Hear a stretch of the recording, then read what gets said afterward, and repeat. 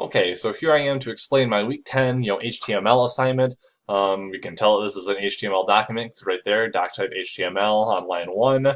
And then on the first header, we can see that I've imported the Bootstrap framework, on lines, 8 and 10. You can see there's a couple style sheets, and that link tag is pointing to CSS style sheets. You can see the rel equals style sheets. That's another dead giveaway.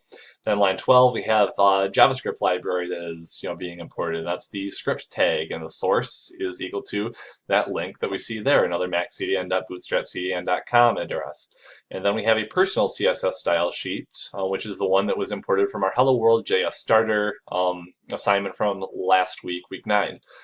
Title tags is just what's going to show up in the browser tab. So you can see that I have a couple open. You can see it says Cavi's page. That is my cat. And then starting on 16, we have the body, and it's starting with a navigation bar, which was imported from our starter code there. And then below that, we have some inline JavaScript that is importing a Facebook like button, also from the week 9 assignment there. And then starting on line 44, we are actually kind of starting with this week's assignment proper with the container fluid div, which is packaging this whole thing into a dynamically adjusting container.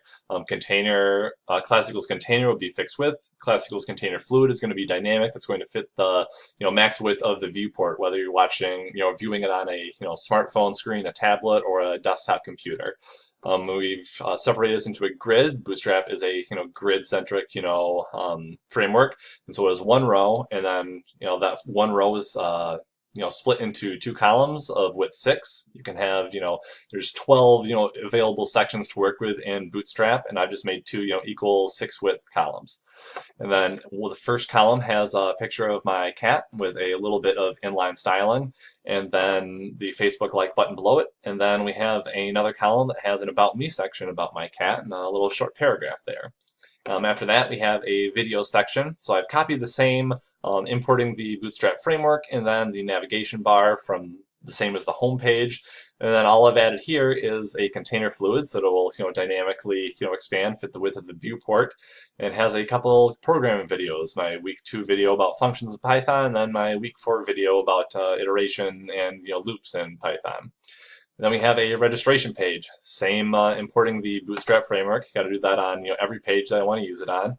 And then also have the navigation bar. And then this has a bit of inline JavaScript that is separate from the framework, but it was copied from the Hello World JS starter from last week, and it is putting in a one parameter, and it's checking that against the variable pass w, which that is equal to the regular expression for anything that's between 10 and 20 characters long, using at least one number, at least one digit here, that \d, one lowercase letter a through z and one uppercase letter a through z. If it passes validation, it returns a value of true. Otherwise, it returns a value of false. And then we start with the actual registration form, and then uses wraps it in container fluid again, so that it expands dynamically fit the width of the viewport.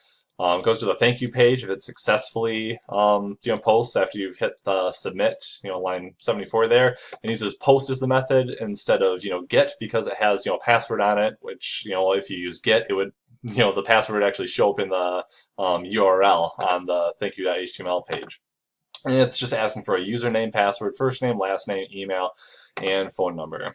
And then if that successfully, is done, it'll navigate to this, thank you page, which just says thank you for registering.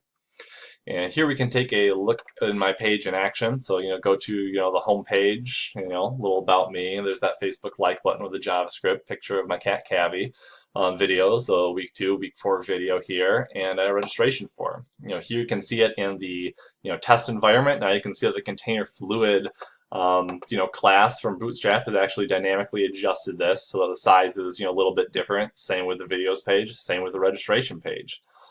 We can see here within my native desktop environment that we have this password doesn't pass validation. So then add something so it passes validation. Thank you for registering. And a couple things that I could have added but didn't. For a navigation bar, I could have added a drop-down menu, so that like in my videos, so I'd have links to my videos right there. Also, you could have pagination, so have a different page for each video that I have. So there's definitely a lot of options that you could have, and I really only scratched the surface, but I'm at 5 minutes, so that's all the time I have today.